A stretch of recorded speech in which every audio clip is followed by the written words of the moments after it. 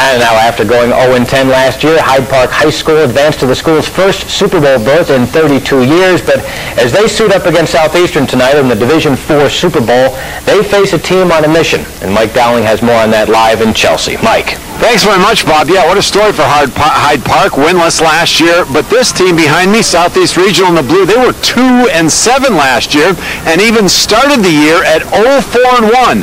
But here they sit in the Super Bowl, the Division IV Super Bowl, and the major reason for that was the inspiration of a young man named Jason Farwell. Jason wasn't the all-star, but he was always there, always worked the hardest, always finished every drill.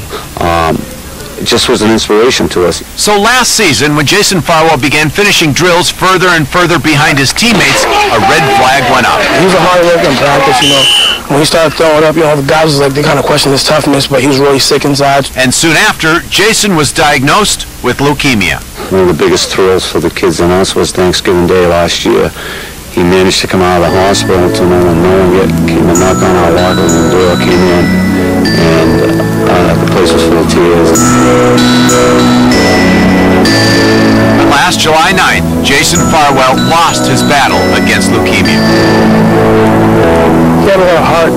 Like, seeing him pass away was really tough, so. He was worried that his teammates and his friends would, you know, over time forget him. Jason's fears of being forgotten by his old teammates were certainly unfounded, as you can see as you peek into his former teammates' lockers, many of which are adorned with Jason's picture.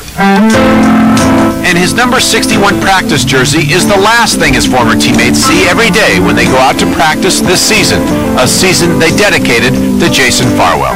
He's still with us. I mean, he's not gone. He was buried across from town spot in Stoughton in the cemetery, so I go that way home after school and stuff, and I stop by probably 2 or 3 times a week. I leave him notes, I leave him our scores of the games. He's our 12th man on the field, to be perfectly honest with you. He's always there with us. He's the 12th guy, even though it's with 11 guys in the field, but, you know, we got Jason as the 12th guy in the field, watching over us. That's all we need. I just talked to the coach of Southeast Regional, Ned Scaduto, and he said that his players talked about Jason before the bus ride up here and after they got here, and will continue to talk about him as a motivating factor for this team, turning it around from last season and in the middle of this season. Tonight, Hyde Park against Southeast Regional in what will probably be a very emotional game. Bob, back to you. All right, thanks, Mike. Very tough for those kids to be dealing with that while they're playing. I sure hope they play well tonight.